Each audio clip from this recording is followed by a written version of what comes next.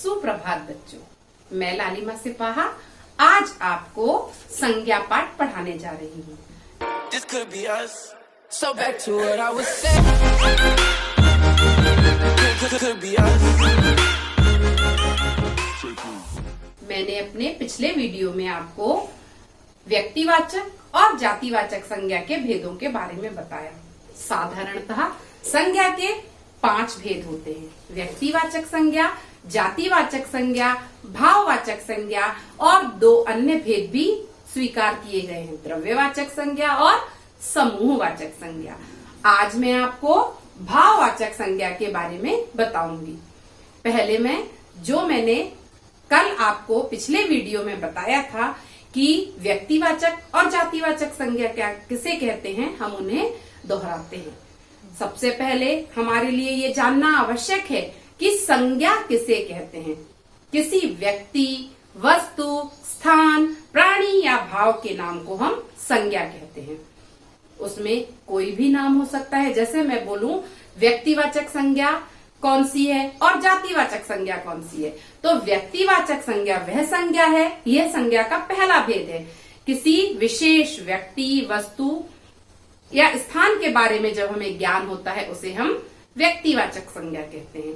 जैसे किसी का भी नाम, मैंने आपको समझाया था कि मेरा नाम, आपका नाम या कोई भी नाम, कोई भी वस्तु या कोई भी स्थान, जिनके भी नाम हो वे व्यक्तिवाचक संज्ञा के अंतर्गत आते हैं। दूसरा है जातिवाचक संज्ञा। जातिवाचक संज्ञा कौन सी संज्ञा है? वह संज्ञा का वह भेद जिसमें कि किसी की भी, चाहे कोई प्राणी हो या कोई वस्तु हो, किसी की भी संपूर्ण जाति का जब वर्णन किया जाता है, या कोई व्यक्ति हो तो किसी भी व्यक्ति, वस्तु या प्राणी, किसी की भी संपूर्ण जाति के बारे में जब वर्णन किया जाता है, या कोई स्थान भी, तो उसे हम जातिवाचक संज्ञा कहते हैं। जैसे मैं बोलूं कि गाय, तो कोई भी गाय हो सकती है, कोई मनुष्य तो कोई भी मनुष्य हो सकता है, स्थान में मैं बोलूं शहर तो कोई भी शहर हो सकता है। तो इस प्रकार से अभी मैंने आपको कौन से 2 संज्ञाएं, एक व्यक्तिवाचक और जातिवाचक संज्ञा की हमने अभी संक्षिप्त जानकारी समझी। पिछले वीडियो में मैंने आपको इनके बारे में विस्तृत अध्ययन करवाया था। आज हम पढ़ेंगे संज्ञा का तीसरा भेद, भाववाचक संज्ञा। अब भाववाचक संज्ञा क्या है? भाववाचक संज्ञा की सबसे पहले हम परिभाषा जान लेते हैं। क्या है परिभाषा? जो संज्ञा शब्द किसी गुण, दोष, भाव, दशा का बोध कराते हैं। अब गुण अर्थात कोई भी उसमें क्या गुण है, क्या क्वालिटी है। दोष अर्थात बुराई या कोई क्या कमी है, तो ये दोष के बारे में बताएं, या भाव के बारे में बताएं, उसकी स्थिति के बारे में हमें बताएं, या उसकी दशा अवस्था के बारे में जो हमें ज्ञान कराते हैं, उन्हें हम भाववाचक संज्ञा कहते हैं।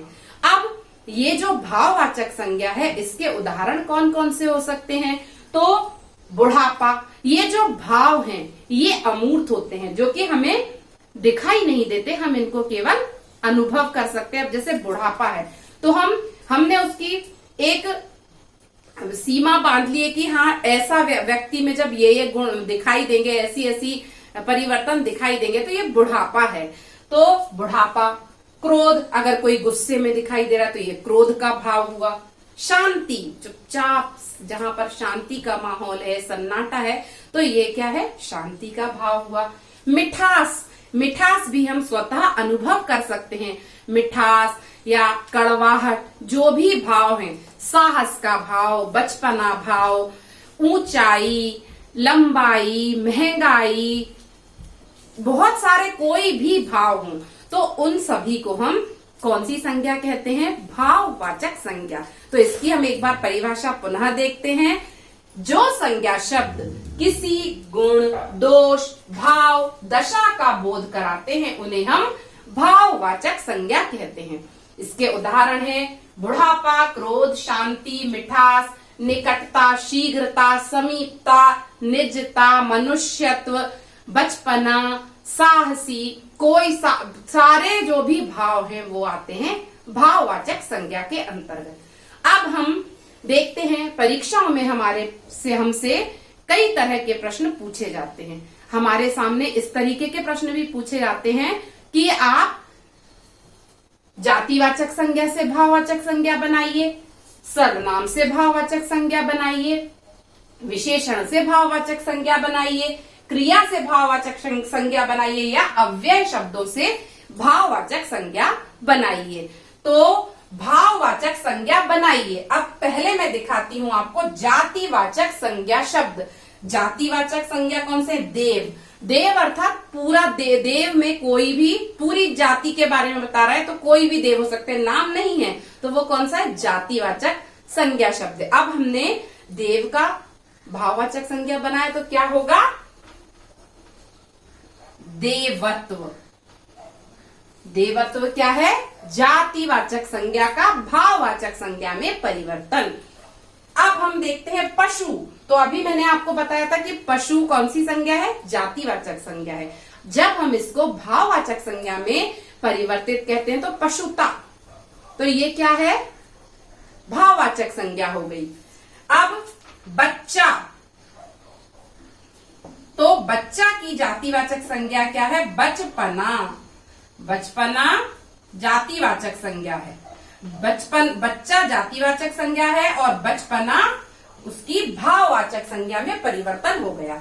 मनुष्य, तो मनुष्यत्व या मनुष्यता, ये क्या है?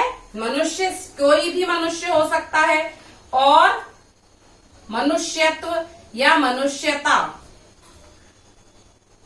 ये क्या है? भाववाचक संज्ञा। तो अभी मैंने जातिवाचक संज्ञा से भाववाचक संज्ञा बनाई। अब हम देखते हैं सर्वनाम शब्दों से भाववाचक संज्ञा किस प्रकार बनाते हैं, या सर्वनाम शब्दों को किस प्रकार भाववाचक संज्ञा में परिवर्तित करते हैं। सबसे पहले अपना। अपना शब्द क्या है? सर्वनाम है। मेरे पिछले वीडियो में मैंने आपको सर्वनाम शब्द की विस्तृत जानकारी दी थी। आप सर्वनाम शब्दों को उस वीडियो से देख सकते हैं। हम अब देखते हैं अपना शब्द। अपना, निज, स्व, ये सारे शब्द कौन से हैं? सर्वनाम शब्द हैं। अब अपना, अपना का भाववाचक संज्ञा क्या होगा? अपनत्व। निज, निज यानी हमारा, तो निजता, ये क्या है? भाववाचक संज्ञा है। स्व, स्वत्व, भाववाचक संज्ञा है। तो इस प्रकार से हमने अभी पहले जातिवाचक संज्ञा शब्दों से भाववाचक संज्ञाएं बनाई, अब हमने सर्वनाम शब्दों से भाववाचक संज्ञाएं बनाई। अब हम देखते हैं विशेषण शब्दों से किस प्रकार से भाववाचक संज्ञाएं बनती हैं। मीठा, तो मीठा का भाववाचक संज्ञा क्या हुआ? मिठास। मीठा का भाववाचक संज्ञा क्या हुआ? मिठास। उदार का उदारता। उदार का भाववाचक संज्ञा उदारता। महंगा का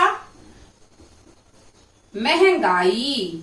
ऊंचा का ऊंचाई। तो इस प्रकार से ऊंचा, महंगा, उदार, इन सबको हमने समझा। अब लाल, लाल भी क्या है? विशेषण शब्द है।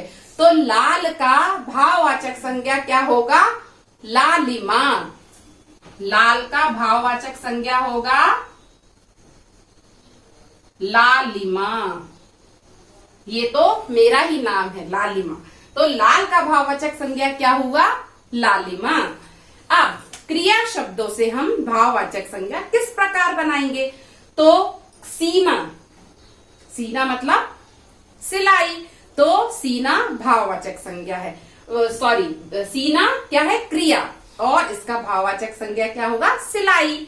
दौड़ना, तो इसका भाववाचक संज्ञा क्या होगा? दौड़। दौड़ना का दौड़। हारना का हार। हंसना का हंसी। हंसना का भाववाचक संज्ञा क्या होगा? हंसी। अब हम देखते हैं अव्यय शब्दों से किस प्रकार से भाववाचक संज्ञाएं बनाई जाती हैं। अव्यय कौन कौन से हैं? तो अव्यय है निकट। निकट का क्या बनेगा भाववाचक संज्ञा? इसमें हम ता लगा देंगे, तो निकटता। निकटता भाववाचक संज्ञा हो गया। शीघ्र, शीघ्रता। शीघ्रता भाववाचक संज्ञा हो गया। समीप, समीपता भाववाचक संज्ञा है। दूर, दूरी, ये भाववाचक संज्ञा है। तो इस प्रकार से हमने अभी आपको, आज आप लोगों ने क्या समझा? भाववाचक संज्ञा किसे कहते हैं और जातिवाचक संज्ञा सर्वनाम शब्दों से, विशेषण शब्दों से, क्रिया शब्दों से और अव्यय शब्दों से भाववाचक संज्ञाएं बनाई जाती हैं। अब हम संज्ञा के अगले भेद को हमारे अगले वीडियो में, मेरे अगले वीडियो में आप देखेंगे कि द्रव्यवाचक संज्ञा और समूह या समुदायवाचक संज्ञा कौन कौन सी हैं। यदि वीडियो पसंद आया हो तो आप लाइक, शेयर और सब्सक्राइब करना ना भूलें।